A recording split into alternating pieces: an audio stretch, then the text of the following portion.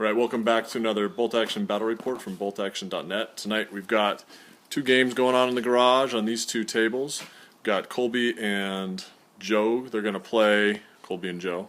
They're going to play on this table here as we get ready for our tournament. Colby's bringing his Germans. Are you bringing your Fallschirmjäger or regular Germans there, Colby? I've got just one squad of FJ. One squad of FJ in your army? Yep. And then Joe's bringing his all-American airborne force with no vehicles. Those are the Blitzkrieg miniatures tanks, but he ain't running any of those. Joe has a tradition of bringing cheese to our events, so he found this amazing thing. It's called a bomb of cheese. It looks, like an old cannonball or a grenadier's bomb from the Napoleonic era. I bet we eat all of it. No doubt. No doubt. We've also got our trophies over here, getting ready for the tournament. Thanks to Brian from the website. There's some Hanno swag, Best Allied General, Best Axis General, and Best Painted Army. But that's not why we're here. I'm going to be playing a new guy to our group tonight, Mark. Mark's worked a long time in the hobby shop in town. Not anymore, years ago when I was much younger, fitter. But he's interested in bolt action, so me and him are going to play on this table with just some basic intro forces, almost mirrors of each other. So both sides are going to have an armored car, a tank, a half-track, 3 squads of infantry, a first lieutenant, medium machine gun, medium mortar, and a bazooka and a Panzerschreck. Probably just going to do max attrition and go over the basics. We're going to go ahead, I'm going to give Mark an intro, and we're going to set up, and then we'll be right back.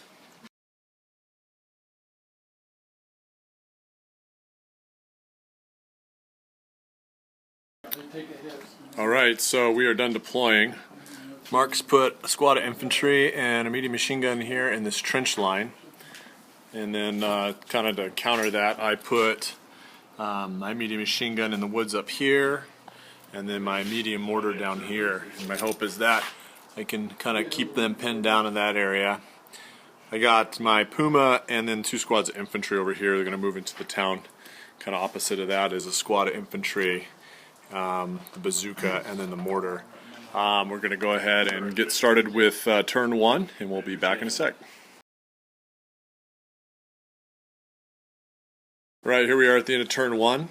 I dropped smoke to try to screen the medium machine gun of the Americans. That kind of failed. Of course it did, because I needed a 6. And you see it drifted kind of over to the corner. Did get a pin on the medium machine gun, but he recovered. Took a pin on my medium machine gun up here. And then we kind of just had a big rush for the buildings over on this side where the town's at. So American bazookas in this building here.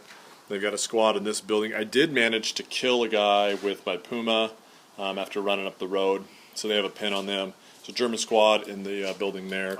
And then there's a squad of infantry down here. We are going into turn 2. So this turn we'll have some reserves come on.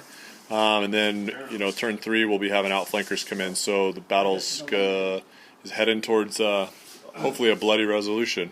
Right, Mark? All right, we'll see you in a bit.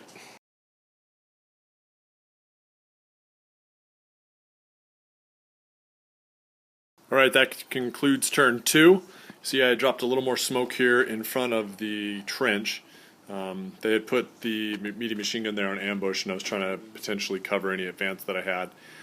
They did end up dropping, the Americans dropped an ambush on these American infantry here after my half-track came on over here. I ran the half-track on because I want to get closer before I deploy and do anything. So they went ambush so that if I jump out of that half-track, they can defend themselves. Machine gun laid down fire again here. Mortar dropped more smoke, like I said. We exchanged fire here. Got 2 pins on the American infantry in the building. They tried to range in their mortar but missed. Next turn they'll, I'm assuming, going to keep dropping rounds there. I'm worried about their Sherman tank coming on over here, so I put the Puma in ambush. Next turn we're going to have a whole lot of extra stuff coming on. My infantry there is all on the board in the half-track, but my Panzer IV will be coming on in outflank or trying to come on. And the American infantry half-track and armored car will be coming on for reserves next turn.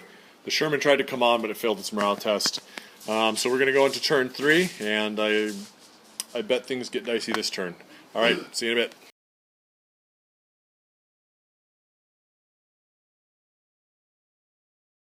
Right, that's the end of turn 3.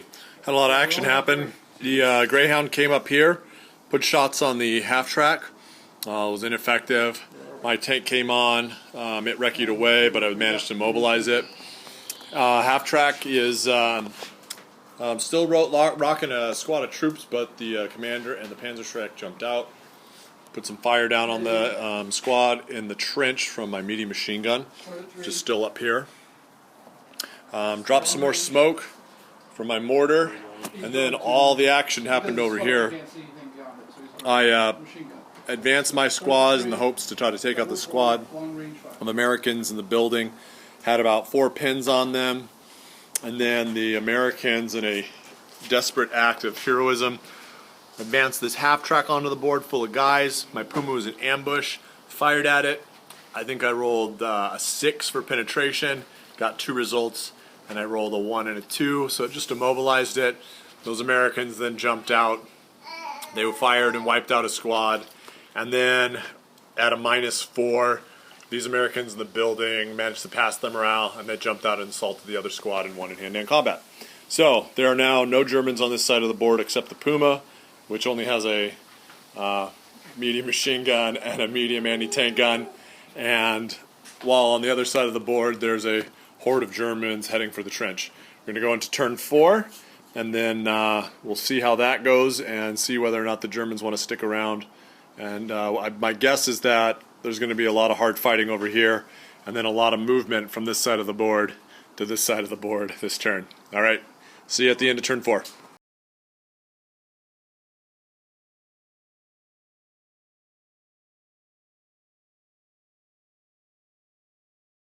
All right, things have changed just a little bit, not too much though. The Puma is buggered off after it got assaulted unsuccessfully by the Americans over here. The Americans are now kind of pushing this way up towards my mortar team. The mortar is exchanging fire with this mortar, who's exchanging fire back. So that's just a little mortar duel there. The American bazooka ran out into this crater to try to get a shot on the Panzer IV. It was unsuccessful. And then the medium machine gun kind of redeployed to a better position over here. The infantry in the trench line got beat up pretty good. They took 3 casualties, but more importantly, they took 4 pins. So the Americans have decided to not leave them in ambush. Big thing happened over here is the Panzerschreck failed to knock out the recce car that's immobilized, and then the recce car knocked out the half track. And that half track, when it got knocked out, the squad that was inside lost 3 guys in the process. So they and their officer are hunkered down behind the tank right now, moving in for the kill. Right now, the Germans have killed 2 squads. The Americans have killed 2 squads. The Germans haven't killed any. The American Sherman still hasn't come on the board. Going into turn 5 here. You can see the Americans have only lost 8 guys, while the Germans over here have lost a pile. The Germans are down to their last squad. They've got plenty of support weapons, but they are lacking the meat and potatoes to kind of hold the field. So we're going to go ahead and move into the 5th turn, see if that Sherman rolls up, and see if the Germans can't take that trench line. All right, we'll see you at the end of turn 5.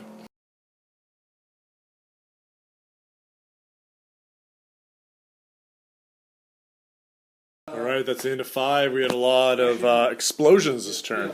The first thing that happened was my Panzerschreck knocked out the Greyhound, and that was immediately followed up by the bazooka team knocking out my Panzer IV. I was able to clear and destroy all the infantry in the trench here, which was pretty awesome. And then just some minor exchange of gunfire over here. Mortars dueled back and forth with misses. Americans advanced down the road, and then at the very end, the Sherman finally came on right there. When he tried to engage the Puma, I opted not to recce away in the hopes that I will get the first die this turn, and I'll be able to put around through that Sherman. So we're going into turn 6. The Americans have killed 4. The Germans have killed 2. And we will see how it goes. The Germans have quite the uphill battle to go, though. They only have about 6 infantry guys left. So they're going to need that mortar to probably range in and that Puma to come through just to tie it up. Well, the Germans will be able to mop up a couple of easy squads. The Americans will be able to mop up a couple of easy squads here and maybe score a couple more points before we end. All right, going into turn 6, and then maybe we'll see if we have a turn 7.